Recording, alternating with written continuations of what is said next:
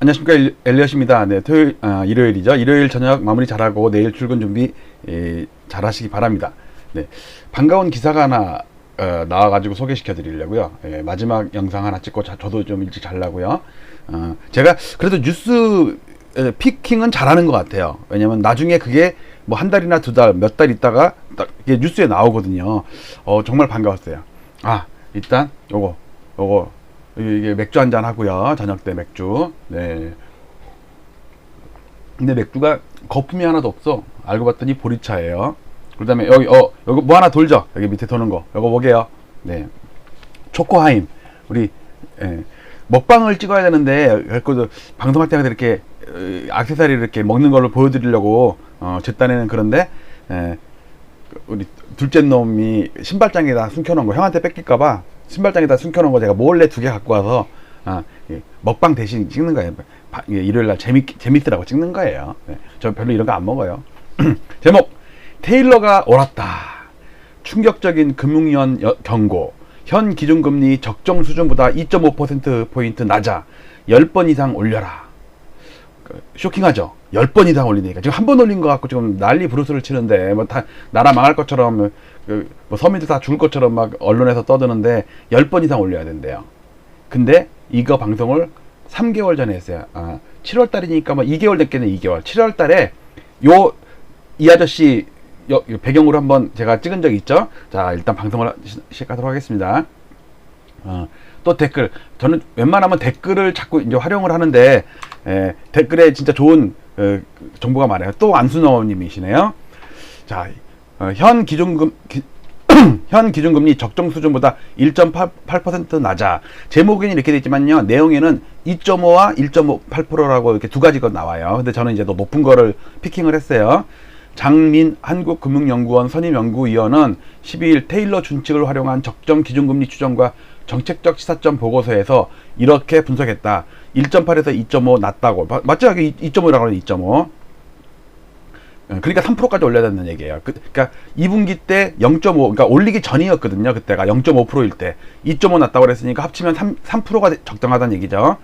조선일보 기사인데요. 이런 보고서와 기사가 때를 맞추어서 여기저기서 나오네요.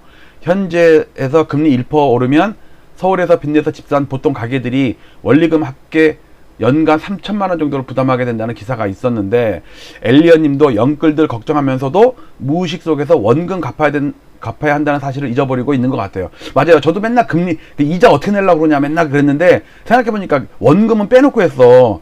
근데 왜냐면 이자는 생돈 나가는 거라고 생각하지만 원금은 갚으면 내 돈이 되니까 저는 그렇게 이제 부담스럽게 안 생각해서 아마 지나친 것 같은데, 생각해보니까 어쨌든 내 돈이든 뭐 이자든 어차피 연간 내 수입에서 나가는 거는 엄청 부담되네. 무서운 것은 원금이죠. 맞아요. 일본, 미국이 쉽게 금리 못 올리는 거 보면 금리 상승의 길이 얼마나 험할지 짐작할 수 있습니다. 우리는 불행하게도 선택도 없이 계속 올려야 한다는 것이고, 그것도 많이 올려야 되는 상황입니다. 기업이 녹아나든 아파트가 자빠지든 상관없이. 더 웃기는 게 기준금리 안 올려도 코픽스가 알아서 올려요. 망국. 중요한 단어 있죠. 테일러 준칙 요거랑 코픽스. 코픽스는 진짜 세계에서 우리나라에서 진짜 제가 제일 먼저 코픽스의 기준금리 그 작동에 대해서 제가 그래프 만들고 이론을 설명한 게 제가 처음일 거예요. 저 뿌듯해요. 그 다음에 테일러 준칙도 유튜브에서 이렇게 이렇게 활발하게 논의시킨 것도 아마 절 거예요. 남자의 마음은 갈 때. 그래서 환율이 대신 채찍 효과처럼 뛸 겁니다. 누른 만큼 팍 솟을 거예요. 달러 스와프 연장해도요. 결국은요. 금리가 천천히 올라도 환율이 금리 인상 효과를 낸다 이거예요. 채찍 효과라는 거는 여기서 조금 흔들어도 저 끄트머리 가면 엄청 흔들린다는 그거 얘기겠죠. 자, 테일러 준칙을 먼저 보겠습니다. 테일러 준칙 7월달 영상입니다. 배경은 아까 그대로예요. 테일러 준칙 창안자의 충격적인 경고. 한국 기준금리 4%까지 올려도 놀라지 말라. 이게 7월달 영상이었어요. 근데 밑에 한경TV랑 인터뷰한 거 보면요. 왼쪽 아래 자막이 나오죠. 아마도 3, 4% 정도가 아닐까. 그런데 오늘 금융연구원에서 나온 게 3%야. 근데 테일러는 그보다 더 높대요. 4%까지 3, 4% 정도야. 자, 대단하죠? 저도 이런 픽 요거 제가 발굴한 기사 진짜 잘한 것 같아. 자, 안순호님이 언급하신 그 기사, 조선일보 기사 들어가 보겠습니다. 기사가 뭐 아주 길진 않은데 중간에 광고랑 그래프가 있네요. 자, 이렇게 보겠습니다. 조선비지예요. 금융위원 현 기준금리 적정 수준보다 1.8% 낮아. 근데 나 같으면 2.5% 낮아 이렇게 쓸 건데, 그래도 조선일보잖아요. 조선일보 어떻게든지 보수적으로 써야지. 2.5%보다 1.8% 어떻게든지 낮게. 알아. 그래도 귀엽다. 네. 자, 장민 금융연구원 선임연구원은 테일러 준칙을 활용한 적정 기준 금리 추정과 정책적 시사점에서 중앙은행이, 그러니까 테일러 준칙은 뭐냐면, 아까 얼굴 아저씨, 그 아저씨 있잖아요. 그 군밤장수 아저씨 같이 생긴 사람. 그 사람이 테일러 준칙을 창안한 테일러 교수예요. 스탠퍼드대 교수인가? 여기네. 스탠퍼드 교수대 맞네요. 하버드 교수인지 헷갈렸는데, 이 테일러 조상이 양복쟁이. 테일러 이름이 붙으면 다 조상이 먼 200~300년 전에 양복, 그 당시 양복 만드는 사람이 지금의 반도체 만드는 사람이랑 같은 급이었어요. 테일러 준칙이라는 게 뭐냐면, 그때도 제가 설명 한번 드렸을 거예요. 중앙은행이 적정 인플레이션 갭, 잠재 성장률 등을 고려해서 금리 정책을 운용하는 방법으로 존 테일러 스탠퍼드 교수가 제시했다. 갖고 지금 대부분의 전 세계 중앙은행이 준칙으로 삼고 있어갖고 우리가 테일러 준칙이라고 그래요. 그러니까 어떤 테일러 교수 준칙을 이용하면 자율적 판단에 의한 실제 금리 정책보다 물가나 성장률을 적정 수준에서 유지하는 데 더 효과적으로 나타났다. 그러니까 테일러 준칙이 그만큼 더 효과적이고, 그래서 일반적으로 많이 받아들여진다는 뜻이에요. 그래서 이게 그래프가 나왔네. 그래프는 좀 이따 보자고요. 장연구원은 하는이 테일러 준칙에서 제시하는 것처럼 금리 정책을 물가와 성장에 동일한 가중치를 둔다고 가정하여 준칙 금리를 추정하면 현재보다 상당히 높게 나온대요. 얼마나? 3%, 4% 이렇게 나온대요. 또 아까는 보세요. 물가와 성장이었죠. 근데 이번에는 물가와 금융안정. 보세요. 아까는 물가와 성장, 이번에는 물가와 금융안정. 어떤 방법을 쓰더라도 물가는 기본으로 들어가요. 왜? 한국은행뿐만 아니라 전 세계가 다 중앙은행의 목표가 물가 안정이거든요. 그러니까 물가와 성장 또는 물가와 금융안정, 요 두 가지를 하더라도 어쨌든 높대요. 많이 높대요. 그러니까 뭘 하더라도 높은 거예요. 그랬고, 하느니 실제 금융정책을 운영할 때 물가 안정, 금융안정, 성장, 방금 얘기했던 거. 물 한 잔 마실게요. 맥주 한 잔 마시고, 잠깐, 맥주 한 잔 하겠습니다. 맥주 한 잔. 여기가 조선소라서 건조해요. 어쨌든 세 가지를 다 고려해도, 그러니까 두 가지 쌍으로, 그러니까 물가, 금융 또는 물가, 성장, 이렇게 두 가지를 안 하고 세 가지를 다 합쳐버려도 그래도 추정하면은 2분기에는 4%로 웃돈대요. 2분기 4%. 만약에 세 가지를 다 하면 4%고요. 두 가지만 하면은 3%고요. 하나는 그 다음에 2.3%인가 그래요. 그래갖고 지금 1.5, 1.8 낮고 2.5 낮고 그런 얘기 나와요. 그러니까 여기서 4%라는 얘기는 테일러가 아까 얘기했던 자막에 나왔던 3, 4%라는 얘기가 딱 들어맞죠. 그러니까 제목을 잘못 썼네. 나 4%라고 그럴걸. 어쨌든 과거 기준금리와 경로를 고려해서 테일러 준칙금리를 도출한 뒤 준칙금리와 실제 기준금리 간의 관계를 통해서 적정 기준금리 수준을 추정했더니 2.5%나 1.8% 정도 지금 낮대요. 그러니까 빨리 올려야 된다는 얘기예요. 그렇죠? 그러니까 그때가 0.5%였으니까 적정 금리는 3% 또는 2.3%가 되는 게 맞겠죠? 왜냐면 2분기 기준이니까, 여기 2분기 기준이니까. 그리고 당분간은 기준금리 인상 기조를 유지해야 된다. 앞으로 계속 올려야 된다는 얘기예요. 자, 기사 봤죠? 자, 테일러 준칙 하니까 요 빨간 게 준칙금리예요. 준칙금리. 여기 빨간 게 4%네, 4%. 여기 4%나요. 콜금리. 근데 이게 많이 낮다잖아요. 그러니까 여기까지 빨리 올려야 된다는 얘기예요, 지금. 맞죠? 그 다음에 콜금리나 준칙금리의 차이가 요렇게 3% 이상 나는 거예요, 차이가. 자, 그래서 봅시다. 근데 이제 안순호님께서 또 한 얘기 중에 이거 보세요. 코픽스가 알아서 올려요. 망구. 코픽스라는 게 그 기준금리를 올렸다 내렸다 하는 걸 제가 이제 발견을 했는데, 그게 금융연합회에서, 은행연합회에서 그 코픽스 금리를 정하거든요. 근데 은행연합회에 소속된 은행의 60% 70%가 외국인이 지분을 갖고 있어. 그러니까 결국은 은행연합회는 외국인이 좌우해. 결국은 코픽스는 외국인이 좌우해. 결국은 코픽스는 기준금리는 외국인이 좌우해. 이렇게 3단 논법이 가능하죠? 그러니까 망국이라는 거야. 그러니까 우리 그 금융 주권이 뺏긴 거야, 외국인한테. 근데 보세요. 그래서 제가 코픽스 금리 발견을 하면서 엄청나게 놀라가지고 소름 끼치는 추론 그래서 한국 기준금리는 한국은행이 아닌 외국계 대주주가 결정한다. 왜? 코픽스를 외국인이 결정하니까. 그 다음에 그래서 이 테일러 준칙을 제가 하고 또 다른 여러 가지 하준경 교수나 이런 여러 사람들, 그 다음에 대신증권의 공동락 연구원 여러 사람의 의견을 접촉해갖고 대다수가 올해 안 올린다, 또는 올려도 11월 달에 올린다. 그래도 제가 8월 달에 한다, 이렇게 올린 거. 그리고 코로나 때문에 안 된다. 쇼킹 부동산이 그랬잖아요. 코로나 때문에 못 올리겠다 그랬는데, 웃기지 마, 얼마면 돼. 제가 제가 원빙이잖아요. 원래부터 빙신인. 하여튼 코로나 표준편차 전고점 돌파를 해갖고 확진자 2,000명 나와도 기준금리는 올린다. 그때는 2,000명 안 나올 때예요. 어쨌든 한국은행에서는 자산 불균형, 이 대출이 너무 많은 거, 그런 게 중요한 거지 코로나가 중요한 게 아니라니까요. 그러니까 자꾸 조선일보나 코리아 헤럴드에서는 4차 팬데믹으로 금리 못 올린다느니, 그러니까 또 홀라당 쇼킹 부동산은 역시 못 올리겠다, 안 됐다, 불쌍하다 이랬다가 그랬잖아요. 자, 그 다음 결국은 고승범, 고승타이거가 가출을 했음에도 불구하고 6명이서 금리를 올렸죠. 이게 빈자리, 여기 빈자리. 빈자리가 서운했는지 이주열 총재가 쫙 쳐다보고 있잖아요. 빈자리를. 그래서 결국 올렸어요. 그래서 딱 올리자마자 또 제가 얘기했죠. 11월보다는 10월에 올릴 거다. 또 혼자 튀려고 또 막 땡긴 거야. 근데 요즘에 10월 달에 올린다는 분위기가 좀 돌지 않아요? 제가 좀 초장부터 바람 잡았는데 엘리엇 덕분이라고 해야 돼요. 진짜 인정할 건 인정해야지. 맞죠? 자, 근데 그래서 제가 시뮬레이션 한 게 요거 5번 올린 거 시뮬레이션 했었어요. 그래갖고 제가 10월 달에 올린다는 얘기 또 하는 거예요. 근데 요 10월 달에 올리는 요게 2010년대 올리는 상황이랑 비슷해서 아파트 급락이 올 수도 있다라는 주장을 하고 있는 거예요.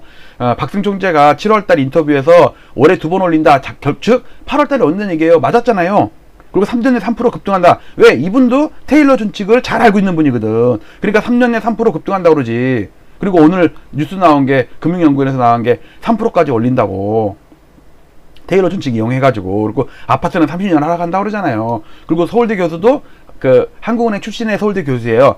내년에 1.7%까지 올린다고. 그리고 2023년이면 내후년이잖아요. 3%를 넘긴대요. 즉, 3%에서 4%까지 간다는 테일러 준칙의 적정 기준금리에 수렴하게 돼 있어요. 그러니까 거시적으로 보는 사람들은 전부 3% 내지 4% 그 사이까지 2023년 4년에는 간다고 하고 있으니까 여러분들 자기 자금 계획, 대출 계획 이거 잘 짜셔야 돼요. 그래서 요 잠깐 얘기할게요. 요게 빨간 게 코픽스 금리예요. 코픽스 금리가 먼저 올라갔다 내려갔다 하면서 기준금리 연두색 기준금리를 올렸다 내렸다 한 거예요. 그걸 잘 아셔야 되고, 코픽스 금리는 은행연합회에서 정하는데, 그 은행연합회에 소속된 은행은 결국은 다 외국인 지분이 60% 내지 70%다. KB, 하나은행, 여러분들 신한은행, 우리나라 회사 아니에요. 외국계예요. 외국계. 지점장들만 한국 사람들이지. 다 배당금 빼가잖아요. 돈만 잘 벌어가지고. 자, 근데 이 얘기 나왔어요. CNBC에서 퍼거슨 이 사람이 어디 출신인가? 하여튼 하는데 60년대 하이퍼 인플레이션이 온다. 이 하이퍼 인플레이션 온 거예요. 지금 물가 때문에 금리가 올라가는 거 아니에요. 테일러 교수가 뭐라 그러냐면 지금 물가가 2%가 넘는데 0.5% 기준금리 말도 안 된다. 빨리 3, 4%까지 올려라. 그렇게 했던 게 테일러 교수예요. 그래서 300년 동안에 전쟁이 났을 때 대만 중국에 2, 3년 후에 전쟁 난다는 가정을 스페큘레이션 했다고 그랬잖아요. CNBC에서 기준금리 남북전쟁 할 때 되게 물가가 이렇게 폭등했어요. 아니, 독립전쟁 할 때 1774년인가? 남북전쟁 할 때. 그 다음에 독립전쟁 할 때. 그 다음에 남북전쟁 할 때 링컨 때 남북전쟁 할 때 물가 올라가는 거 보세요. 그 다음에 1차 대전 때 물가 올라가는 거 보세요. 2차 대전 때 물가 올라가는 거 보세요. 근데 지금 초입인데 60년대 상승할 때의 초입이다. 70년대 1차 올 쇼크, 2차 올 쇼크 할 때 30%씩 올랐어요. 물가가 전년 동월비로. 그걸 알아야 되고, 자, 또 한 가지. 러시아 그 중앙은행 총재인 이 나불거리는 언니, 김숙 닮은 언니가 18개월 내에 2008년 같은 금융위기가 또 온다. 근데 98년에 러시아가 모라토리엄 선언했던 아픈 기억이 있거든요. 그때 기준금리가 150%예요. 15%도 아니고 5%도 아니고 15%도 아니고 150%였다니까. 그런데 나중에 올린 거 좀 이따 볼게요. 자, 근데 한국은행에서 폭탄 선언을 했어요. 금리 인상 사이클이 이제 시작됐다. 근데 저는 약간 오버해서 40년간 오른다. 왜? 요 차트. 미국의 300년 동안 국채 10년물 금리를 보면, 예를 들어서 이번에 10년물 국채 금리가 0.3%까지 떨어졌다가 지금 한 1.45%까지 올랐죠? 반등했죠? 근데 이게 어디서 떨어졌냐면 81년 15.8%로 떨어졌어요. 기준금리가 15%가 넘었다니까 16%라니까. 그게 40년 동안 떨어진 거예요. 81년부터 21년까지, 20년까지, 40년. 근데 얘가 또 언제부터 올랐냐면요. 41년부터 올랐어요. 그래갖고 과거에 보니까 이런 40년 주기가 계속 존재하더라. 그래서 지금 이번 상승은 단기간에 끝날 게 아니라, 물론 한 2, 3년 올랐다가 한 1년 빠졌다가 5년 올랐다가 또 2년 빠졌다, 그런 식으로 가겠지만 40년 동안에 그 미국 국채 10년물의 과거 300년 동안 행적을 봤을 때 40년 사이클에 접어든 것 같다라고 제가 주장을 해서 한국은행에서 부총재가 기준 금리 인상 사이클에 접어들었다. 그거를 저는 40년이라고 제가 약간 오버를 해서 클릭수를 유도하려고, 튀려고. 자, 여기 이거 드문 자료예요. 300년 데이터. 뭐 금리, 물가, CPI, CRB, 그다음에 유가, 케이스, 실러, 주택가격 지수 다 포함되어 있는 거니까, 다우존스랑. 이거 진짜 데이터예요. 네이버 카페 자료실에 올려놓을 테니까 다운받아서 좀 연구해 보시기 바랍니다. 자, 박승촌이가 30년 하락한다 그랬죠. 그 다음에 홍남기 부총리가 그 인구 대지진 얘기했었죠. 서울 아파트 폭락한다고, 일본처럼 폭락한다고. 근데 이 논리가, 야, 물가가 앞으로 하락할 건데 아파트 값이 올라간다는 게 말이 돼? 근데 인구 대역전이라는 그 영국 그 이코노미스트들이 쓴 책에 보면요, 앞으로 40년 동안 물가 폭등하고 금리 폭등하는 기가 도래한대요. 그래서 제가 이 책을 주문을 했어요. 한번 확인해 보려고. 여러분들 인구 대역전 책 한번 읽어보세요. 지금 우리 금리 0.25% 한 번 올리냐 두 번에, 이게 중요한 게 아닌 거라 같다고. 자, 그런데 최근에 나온 게 뭐예요? 목요일날 중국 생산자 물가가 13년 만에 최고치 돌파를 했어요. 그리고 그 다음날 중국에 이어 미국도 PPI가 또 역대 최고치가 됐어요.